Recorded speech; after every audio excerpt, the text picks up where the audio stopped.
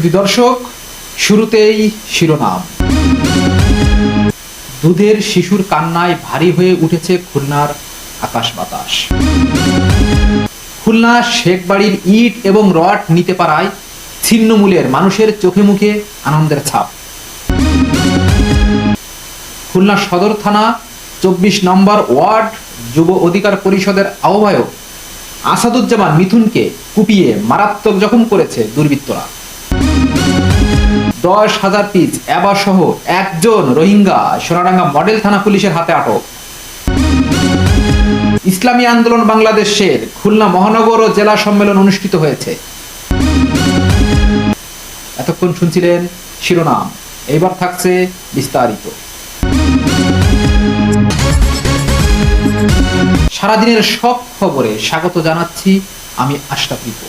গত 4 আগস্ট মারিয়া সুলতানা বৈশাখীকে বালিশ চাপা দিয়ে শ্বাসরোধ করে হত্যা নিশ্চিত করেন তার আপন স্বামী মাসুম বিল্লাহ সর্দার। ঘাতক মাসুম বিল্লাহর বাসা মুজগুন্নি।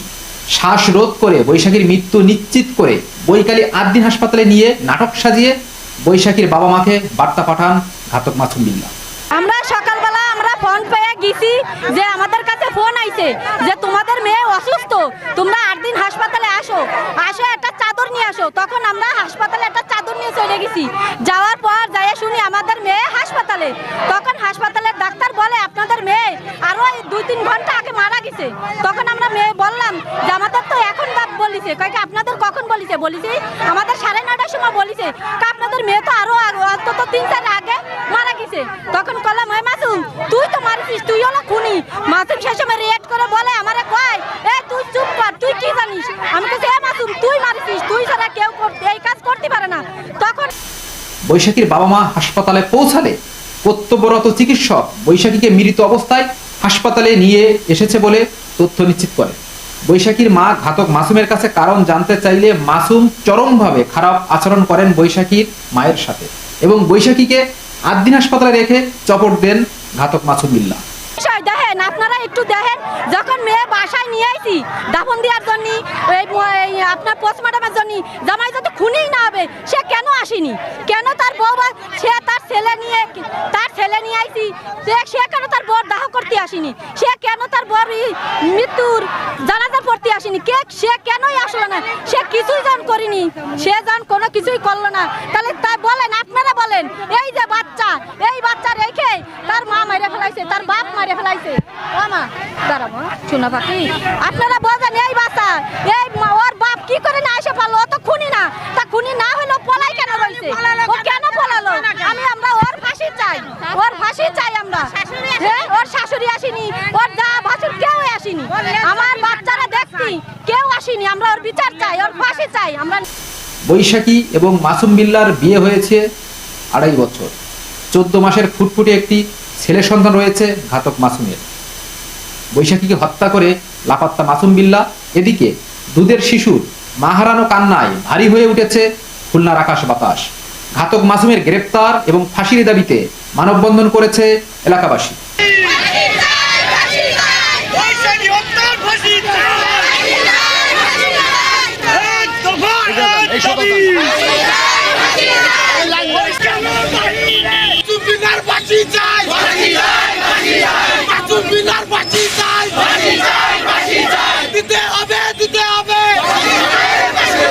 আমার মেয়ে শ্বাসরোধ করে মারিছে তার শাশুড়ি আর স্বামীতে। আমি আমার মেয়ের খুনের বিচার চাই, আমি বিচার চাই।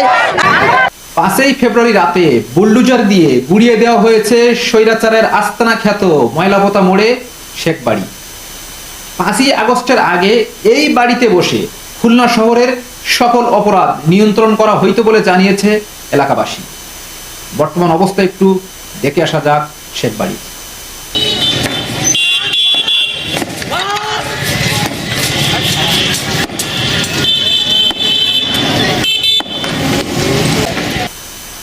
খুলনা শহরে ছিন্নমূলের মানুষ শেখবাড়ির ইট এবং রড সংগ্রহ করতে পারায় চোখে মুখে আনন্দের ছাপ ভেসে উঠেছে।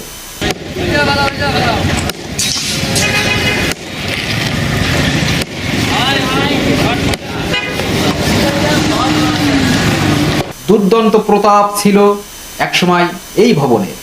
দক্ষিণবঙ্গের কন্ট্রোল হাউস বলা হতো এই বাড়িকে। খুলনা সদর থানা 24 নম্বর ওয়ার্ড যুব অধিকার পরিষদের আহ্বায়ক আসাদুজ্জামান মিথুনকে গতকাল 6 আগস্ট নিরালা কাঁচাবাজার মোড়ে কুপিয়ে জখম করেছে দুর্বৃত্তরা। বর্তমানে হাসপাতালে চিকিৎসাধীন আছেন মিথুন। ডাইন হাতের কবজি কেটে নেওয়া হয়েছে বলে তথ্য নিশ্চিত করেন মিথুনের মা। কিন্তু সদর থানা পুলিশের আসামি গ্রেপ্তারের কোনো তৎপরতা না থাকায় প্রতিবাদে বিক্ষোভ মিছিল করেছে সদর থানা যুব অধিকার পরিষদ। সন্ত্রাসীদেরকে গ্রেফতার করতে ব্যর্থ হয়েছে। আমার ভাইকে স্থানীয় জনগণ উদ্ধার করে প্রাথমিক অবস্থায় 250 বেডে নিয়ে গেলে সেখানকার কর্তব্যরত পাশাপাশি সদর থানার ওসির বিরুদ্ধে দায়িত্ব জ্ঞানহীনতার অভিযোগ বেশ জোরে সোরেই উঠেছে। পুলিশ কমিশনার জুলফিকার আলী সব সদর থানার আওতাধীন যে সকল পুলিশরা রয়েছে গ্রেপ্তার করতে হবে।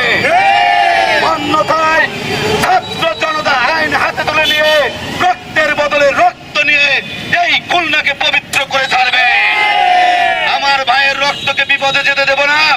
সোনাডাঙ্গা বলেশ্বর পরিবহনে অভিযান চালিয়ে একজন রোহিঙ্গা এবং একজন বাংলাদেশিকে আটক করেছে সোনাডাঙ্গা থানা পুলিশ।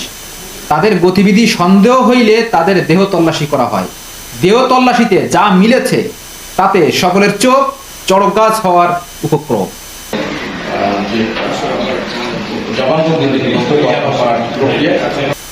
10,000 পিস অ্যাবা ট্যাবলেট, 4,000 জাল টাকা এবং ভুয়া বাংলাদেশি আইডি কার্ড উদ্ধার করা হয় তাদের দেহ থেকে। আসামির একজনের নাম তহিদুল ইসলাম, বয়স 25, বাসা কক্সবাজার জেলার উখিয়া থানায়, এবং অপরজন ইমরান খান, বয়স 31, ইমরান যশোর জেলার কেশবপুর থানার বাসিন্দা।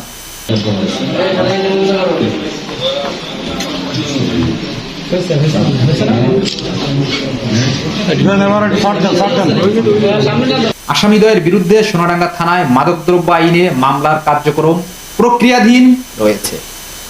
খুলনা মেট্রোপলিটন পুলিশ কমিশনার অফিসে উক্ত ঘটনার সংবাদ সম্মেলন করেছেন এমপি। দুজনের মধ্যে একজন রোহিঙ্গা এবং সে স্বীকারও করেছে, এবং তার যে জাতীয় পরিচয়পত্র পাওয়া গেছে সেটি আমরা যাচাই বাছাই করে দেখেছি যে এটি সঠিক নয়। যে তাদের মধ্যে যে কয়েকজন বিচ্যুত রোহিঙ্গা আছে তারা তো বিভিন্ন জায়গাতেই অপরাধমূলক কর্মকাণ্ড করে যাচ্ছে। তো এখানে এ পর্যন্ত রোহিঙ্গাদের বিচরণ দেখা যায়নি এবং তারা এখানে অবস্থানও করতো না।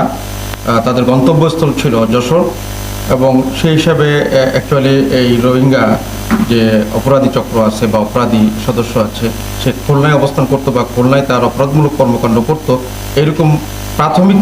এরকমভাবে তথ্য প্রাথমিকভাবে পাওয়া যায়নি। তারপরেও আমরা জিজ্ঞাসাবাদ করব, এবং জিজ্ঞাসাবাদে প্রাথমিকভাবে যে তথ্য পাওয়া গেছে এবং তাদের যে স্বীকারোক্তির মধ্যে যে তথ্যগুলো সেটা হচ্ছে তারা যশোরে নিয়ে যেত এটা, এবং যশোরেই এটা সরবরাহ করত।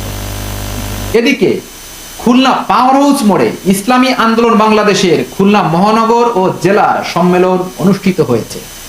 উক্ত সম্মেলনে আগামী সুন্দর সম্ভাবনার বাংলাদেশ বিনির্মাণের জন্য কর্মীদের বিভিন্ন সাংগঠনিক দিক নির্দেশনা এবং ঐক্যের কথা বলেন নেতৃবৃন্দ। ভাগ্যের পরিবর্তন হবে, বাংলাদেশের মানুষের ভাগ্যের পরিবর্তনের জন্য দেশের মানুষের সুখ সমৃদ্ধি এবং শান্তি প্রতিষ্ঠার জন্য একমাত্র ইসলামী আন্দোলন বাংলাদেশের আমির হযরত পীর সাহেব চরমোনার নেতৃত্বই এদেশে ইসলাম প্রতিষ্ঠা করে মানুষের কল্যাণ, শান্তি এবং নিরাপত্তা প্রতিষ্ঠিত করতে পারে। এজন্য একটা দেশকে যদি সোনাই এবং একটা দেশকে যদি সুজলা সুফলা শস্য শ্যামলা উন্নত বাংলাদেশে রূপান্তরিত করতে হয় তাহলে বাংলাদেশের যুব সমাজকে এগিয়ে আসতে হবে। আপনারা অনেকেই জানেন, যদি কোনো দেশের 70% জনশক্তি যদি সে দেশের যুবক থাকে তাহলে সে দেশের সেই সময়টাকে গোল্ডেন টাইম বলা হয় বা গোল্ডেন ইয়ার বলা হয়, গোল্ডেন ইরা বলা হয়। এখন বর্তমান বাংলাদেশের যে সময়টা চলতেছে সেই 70%-এর বেশি বর্তমান সময়ে যুবক আছে। অর্থাৎ বর্তমান বাংলাদেশকে যদি আমরা মনে প্রাণে চাই, ইচ্ছা করি, তাহলে বাংলাদেশকে আমরা পরিবর্তন করতে পারবো। দর্শক, বিদায় নিচ্ছি, পরবর্তী আপডেট নিয়ে ফিরে আসছি। সেই অবধি সবাই ভালো থাকুন, সুস্থ থাকুন। আল্লাহ হাফেজ।